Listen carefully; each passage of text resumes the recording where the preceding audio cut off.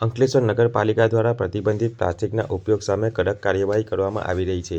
નગરપાલિકાના chief officer Keshavlal કોલડિયાને સુરતથી અંકલેશ્વર તરફ પ્રતિબંધિત પ્લાસ્ટિકનો જથ્થો લાવવામાં આવતો હોવાની માહિતી મળી હતી. માહિતીના આધારે નગરપાલિકા દ્વારા અંકલેશ્વર શહેરમાં વોચ ગોઠવવામાં આવી હતી. આ દરમિયાન એક ટેમ્પાને અટકાવી તપાસ કરતા અંદાજે 145 કિલોગ્રામ પ્લાસ્ટિકનો જથ્થો મળી આવ્યો હતો, જેને નગરપાલિકા દ્વારા તાત્કાલિક કબજે કરવામાં આવ્યો હતો. આ મામલે કરવામાં આવેલી તપાસમાં સામે આવ્યું છે કે અંકલેશ્વર જીઆઈડીસીમાં આવેલી અંજલિ ટ્રેડર્સ તેમજ અન્ય એક ગોડાઉનમાં પ્રતિબંધિત પ્લાસ્ટિકનો જથ્થો મંગાવવામાં આવ્યો હતો. નગરપાલિકા દ્વારા સમગ્ર જથ્થો જપ્ત કરી આગળની તપાસ શરૂ કરવામાં આવી છે. અંકલેશ્વર જીઆઈડીસી ઔદ્યોગિક વિસ્તાર હોવાથી આ બાબતે ગુજરાત પોલ્યુશન કંટ્રોલ બોર્ડને જાણ કરવાની તજવીજ હાથ ધરવામાં આવી છે.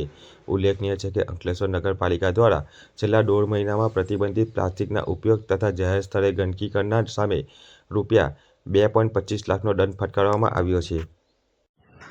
અંકલેશ્વર નગરપાલિકાને મળેલ બાતમીના આધારે અમો જે સુરતથી વાહનો આવતા હતા, ખાસ કરીને ટેમ્પો, એનું ચેકિંગ કરતા હતા. તેની અંદર બાતમીના આધારે એક ટેમ્પોનું ચેકિંગ કરતાં પ્રતિબંધિત પ્લાસ્ટિકનો જથ્થો મળી આવેલો હતો, જેનું વજન 145 કિલોગ્રામ હતું.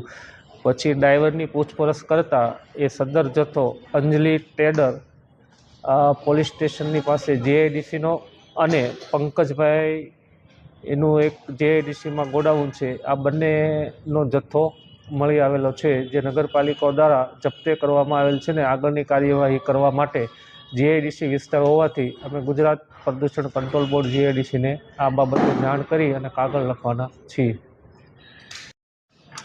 અને અંકલેશ્વર નગરપાલિકા દ્વારા જે જાહેરમાં પ્રતિબંધિત પ્લાસ્ટિકનો ઉપયોગ કરે છે તેમજ અને જાહેરમાં ગંદકી કરનારા ઇસમો સામે છેલ્લા 1.5 મહિનામાં લગભગ ₹2.25 લાખનો દંડ કરવામાં આવેલો છે.